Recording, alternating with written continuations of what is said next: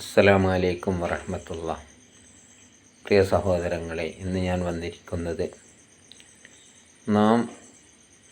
നമ്മെ ഉപദേശിക്കുന്ന നമ്മുടെ പണ്ഡിതന്മാർ, അത് ഏത് വിഭാഗത്തിൽപ്പെട്ടവരാവട്ടെ, അവർക്ക് ഒരു പക്വത വേണം.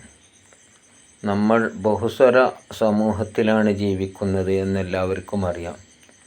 നാനാത്വത്തിൽ ഏകത്വം എന്ന് പറയുന്ന ഇന്ത്യയുടെ പവിത്രമായ ഈ നാനാത്വത്തിൽ ഏകത്വമുള്ള ഈ രാജ്യത്ത് ജീവിക്കുമ്പോൾ നമ്മൾ പ്രാസംഗികന്മാരാവട്ടെ, അറിവുള്ള പണ്ഡിതന്മാരാവട്ടെ, അല്ലെങ്കിൽ പണ്ഡിതന്മാരെന്ന് ധരിച്ചുകൊണ്ട് പ്രബോധനം നടത്തുന്ന സാധാരണക്കാരായ, തലയിൽ തലപ്പാവ് വെക്കൽ തെറ്റാണെന്ന് പറയലോടുകൂടെ തലപ്പാവ് ധരിച്ച് കാപട്യത്തോടുകൂടെ പ്രസംഗിക്കുന്ന പ്രസംഗികന്മാരാവട്ടെ, ആരായാലും ശരി, നമ്മുടെ വാക്ക്, നമ്മുടെ നാവ് എന്ന് പറയുന്നത് നമുക്ക് എല്ലാവർക്കും, ഈ പ്രാസംഗികന്മാർക്കും അറിയാം, ഈ നാവിന് വിലങ്ങിടുന്ന കടിഞ്ഞാണിടുന്ന ഒരു ദിവസം വരാൻ പോകുന്നുണ്ട്.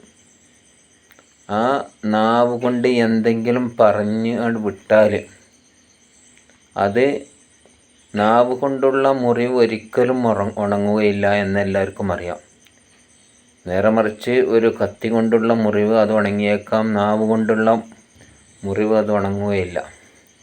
ഞാൻ പറഞ്ഞു വരുന്നത്, നമ്മളെ ചില പ്രാസംഗികന്മാർ അവർക്ക് അവസരമൊരുക്കി കൊടുത്ത്, അവസരം കിട്ടുമ്പോൾ, നാലാളുകളെ, ജനങ്ങളെ കാണുമ്പോൾ, നമ്മൾ ജീവിക്കുന്ന ചുറ്റുപാടും നമ്മുടെ പരിസരവും നമ്മുടെ ഇന്നത്തെ സാഹചര്യവും മറന്നുകൊണ്ട് ഒരു വിഭാഗത്തിനെ തൻ്റെ സഹോദരനെന്ന് വിശ്വസിക്കാൻ വേണ്ടിയിട്ട് വിശേഷിപ്പിക്കപ്പെടുന്ന ഒരു സമൂഹത്തിനെ നോക്കിയിട്ട് ഞാനും എൻ്റെ കൂടെയുള്ള 10 ആളുകളുമല്ലാത്തവരൊക്കെ ഈ മതത്തിൽ നിന്ന് പുറത്താണ്, കാഫിറാണെന്നും, അവർ ചോരയും നീരും അവർ സമ്പത്തും മുടക്കി ഉണ്ടാക്കിയ പള്ളികൾ അത് ഒന്നിനും കൊള്ളൂല, നിസ്കരിക്കാൻ കൊള്ളൂല എന്നും, അതൊക്കെ അമ്പലമാണെന്നും പ്രചരിപ്പിക്കുന്ന ചില ചുഴലിമാരെ പോലത്തെ പണ്ഡിത വേഷധാരികളുണ്ട്.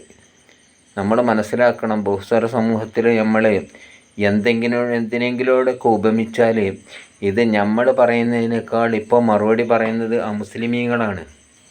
ഇവർക്ക് മറുപടി പറയുന്ന അമുസ്ലിമീങ്ങളാണ്. എന്നിട്ട് ഈ ചുഴലി ഉണ്ടാക്കി തീർത്ത് ഈ ഏടാകൂടത്തിനെ മിനുക്കി ശുദ്ധീകരിച്ചെടുക്കാൻ ആ വിഭാഗത്തിൽപ്പെട്ട, ആ മുജാഹിദ് വിഭാഗത്തിൽപ്പെട്ട കായക്കൊടിയും മുജാഹിദ് പോലശ്ശേരിയും ഒക്കെ മനക്കെട്ടിട്ട് വേർക്കുന്നൊരു സന്ദർഭം നമുക്ക് കാണുന്നത്.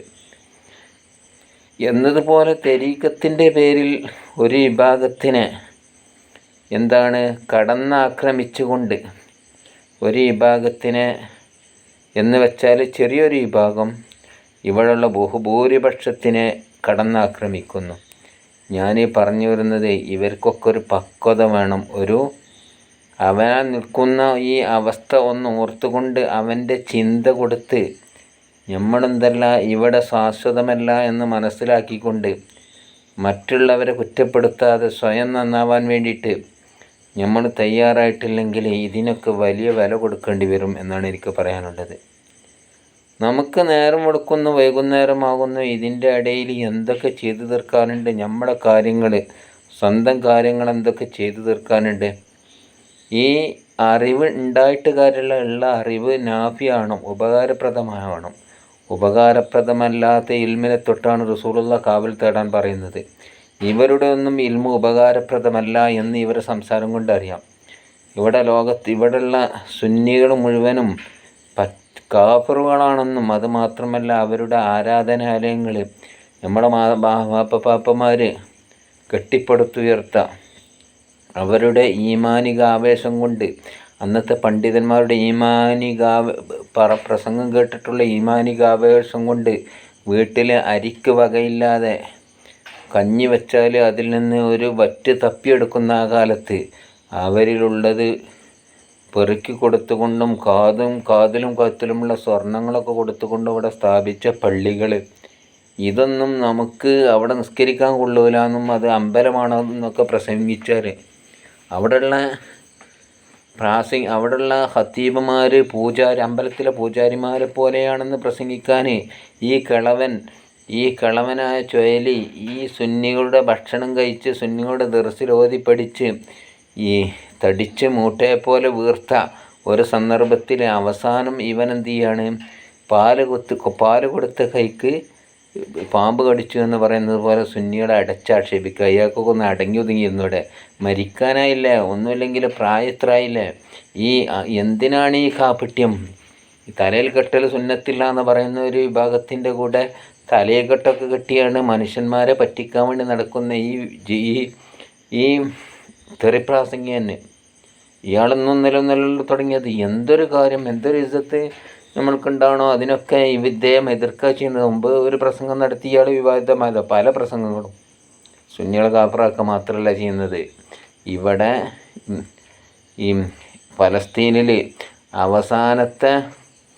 അവസാനത്തെ ഹമാസും മുസ്ലിമും മരിച്ചു തീർന്നാലും അവിടെ ജൂതൻ്റെ കയ്യിൽ ഈ മസ്ജിദുൽ അക്സ വന്നാലും അവിടെ ഹമാസിന് എന്താവണം, അവസാനത്തെ കുട്ടികൾ മരിച്ചു തീരണം എന്ന് പറഞ്ഞ ഈ വ്യക്തിയാണ് ഇപ്പോൾ എന്ത് ചെയ്യണത്, ഇവിടെയുള്ള മുസ്ലിമുകളൊക്കെ എന്താണ് കാഫിറാണെന്നുള്ള ഫത്വ ഇറക്കിയിട്ട് അതിന് വേണ്ടിയിട്ട് അതിനെ വെളുപ്പിച്ചെടുക്കാൻ വേണ്ടി ഇന്നത്തെ മൗലവിമാർ ഘോരഘോരം എന്താണ് പ്രസംഗിച്ചു കൊണ്ടിരിക്കുന്നത്. എന്നാൽ ഈ ഒരു ചുഴലിൻ്റെ ഒരൊറ്റ അവസ്ഥയല്ല, ഇതൊക്കെ ഇങ്ങനെ മറച്ചു വെച്ച് കണ്ടെന്താണ് ഇവർ നമ്മളുടെ ഇടയിൽ ജീവിക്കല്ലേ.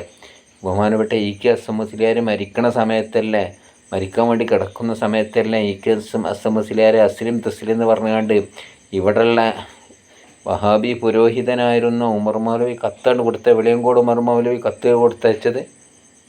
അപ്പോൾ ഇതൊക്കെയാണ് ഇവരെ വിശ്വാസം. അപ്പോൾ ഇത്തരം ആളുകൾ ഒരു പക്വത ഉണ്ടാവണം. നമ്മൾ ജീവിക്കുന്ന ബഹുസ്വരതയെയും അത് മാത്രമല്ല നമ്മുടെ ജീവിതത്തെയൊക്കെ മനസ്സിലാക്കിയിട്ട് ഇവിടെ ഈ ചുഴലിനെ അംഗീകരിക്കുന്ന 4 ആളുകൾ മാത്രമുള്ള മുസ്ലിമീങ്ങൾ എന്ന് ഇവിടെ ഫത്വ ഇറക്കിയിട്ട് ഇവിടെയുള്ള ഗവൺമെൻറ് അതാണ് ഏറ്റെടുത്താൽ ഇവിടെ എന്ത് കാര്യങ്ങളാണ് മുസ്ലിമീങ്ങൾക്ക് പൊതുവായി യോജിക്കേണ്ട കാര്യങ്ങളിലൊക്കെ യോജിക്കുക എന്ന് പറഞ്ഞിടത്ത് എന്താണ് ഇവിടെ സംഭവിക്കുക?